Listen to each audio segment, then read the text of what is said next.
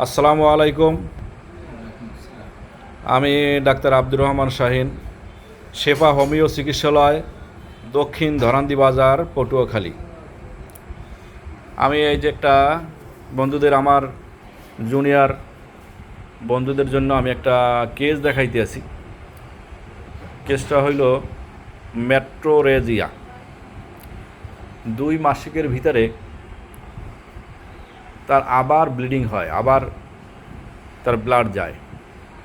মাসের ভিতরে বারবার তার এই একটু একটু করে শরীর থেকে তার ব্লাড যায়। এইটা আমি তাকে ট্রিটমেন্ট দিয়েছি গত 1 মাস আগে। প্রায় 1 থেকে 1.5 বছর তার এই সমস্যাটা চলতেছে। সেই জন্য সে প্রেশার লো হয়ে গেছে, শরীর দুর্বল হয়ে গেছে, হাত পা ঝিনঝিন করে, তার এই কমপ্লেন। এইগুলোই তো আপনি বলছিলেন কোন? তাহলে এই সমস্যা কিন্তু আমার কাছে আসছে গত 1 মাস আগে। আমি তাকে যে সিমটম পাইলাম, তার ফেজে তার মুখ দেখাইতে চায় না, এই জন্য আমি পর্দা দিয়ে রাখছে, বোরকা পরে আছে। তার ওই যে পিগমেন্টেশন দাগ, তার শীত বেশি, তার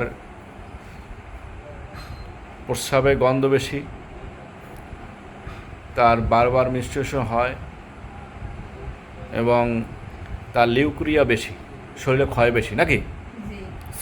আমি তাকে ঔষধ দিলাম সিপিয়া, আর দেখতো সিপিয়ার মতো তার গঠন, লম্বা পাতলা এখারা। এবং আরেকটা তার যেটা সিমটম, সেটা হচ্ছে তার ঘরের কাজকর্ম ভিতরেই সে ভালো থাকে, কাজকর্ম সারাদিনই করে, এই কাজকর্ম ভিতরেই সে মোটামুটি ভালো বোধ করে নাকি।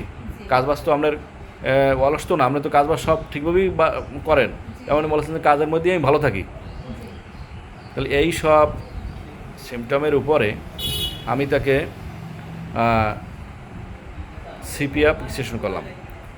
আজকে 1 মাস পরে আসছে। আমি কেমন কি এখন আছেন কেমন বলেন? আগের থেকে অনেক ভালো আছে, শরীরে একটু বল পায় এবং সে সাথে করে আবার রুগী নিয়ে আসছে, এবং এর বাচ্চাদেরও আমি চিকিৎসা আগে দিছি। বাচ্চারা কেমন আছে? বাচ্চারা সুস্থ আছে। আমাদের এই কারি হুজুর আছে, কারি আব্দুল মালেক সাহেব, তিনি আছেন। তাহলে আমি আমার বন্ধুদেরকে দেখাইছি। এটা শেফা হোমিও চিকিৎসালয়, দক্ষিণ ধরান্দি বাজার, পটুয়াখালী। এই হোমিওপ্যাথি মেডিসিনে